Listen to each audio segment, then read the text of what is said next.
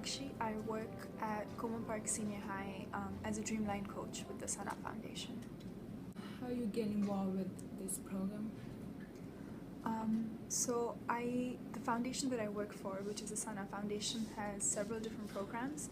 I work with one of the programs called the Dreamline program, which is the Twin Cities-based program in public schools working with youth. The foundation also has a program in Haiti, which is called the Haitian Initiative, and that program works with young people in Haiti in a neighborhood called Cité Soleil, where they do soccer trainings, and they provide one hot meal a day for the students that show up to the soccer trainings. And the program is for youth from the ages of, I believe, like 7 or 8 until 18. And to be a part of the program, you have to be enrolled in school. So that's a way of making sure that the people that we work with are also taking care of their academics and are thinking about their future. And when they come, they have practice for about 3 hours. And then after that, they get a meal and then they go home.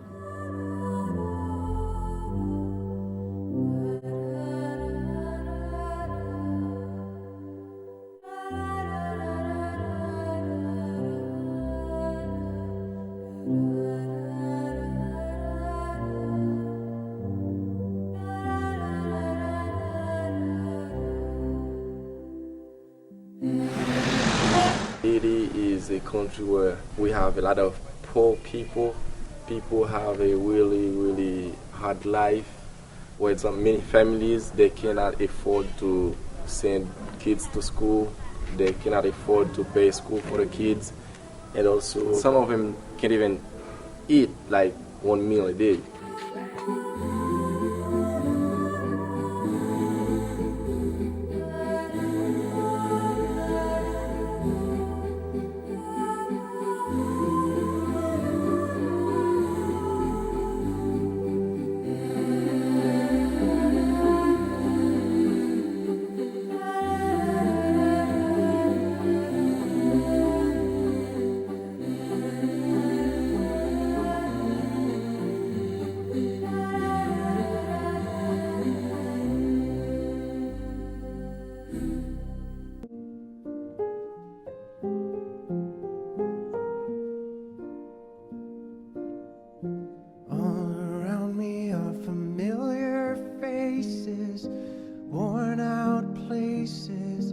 Worn out faces, bright and early for their daily races, going nowhere, going nowhere. Restavic's a French word that means stay with, and here it basically, it's very sad, but it's basically a child that is taken usually by a poor family to work. And it's very common here. A lot of people will say all Restavec situations are bad situations, which isn't really the case. But in many cases, there is abuse in it, and it's a very difficult situation. Let's see if I have anything. It's very high pressure for these kids. A lot of the kids, you'll see, they've got burn marks. Some of them have been hit in the head with, side view mirrors. And some of these kids are 6 or 7 years old, and they get pretty badly beaten up just walking and working the street here.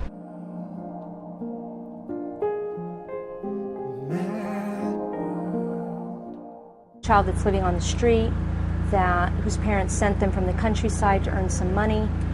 There's nobody out there advocating for them. They can get hit by a car, they can get raped, murdered. Haiti is a tough place to survive in, with 80% unemployment and not a lot of opportunity. There's no guarantee of anything here. And with all of our kids, and we try to provide a place for them. If they have a family or some semblance of family, we'll raise that child, we'll educate the child, give them skills and things that they will need, later on in life, and hopefully be able to go back to their families, back to the communities, and help those families.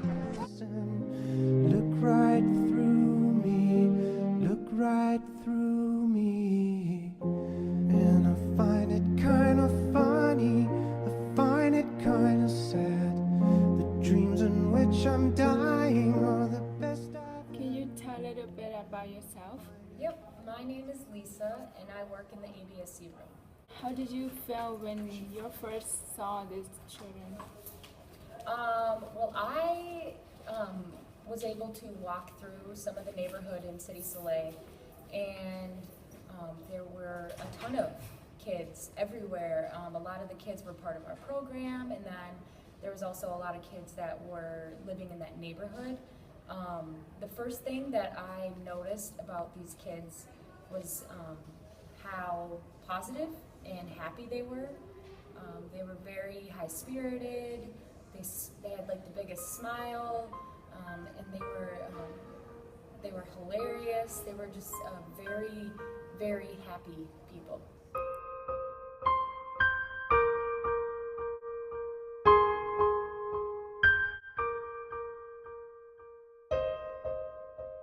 What do you think people should do to help these children? I think, any type of, help is beneficial. I think the most important thing, though, is, raising awareness of how people are living over there, and also, maybe creating programs that will connect the people to their community, because at the end of the day, the only way we can really make change is if we bring a community together, and if people that live inside that community feel connected, that will only empower them to make progress.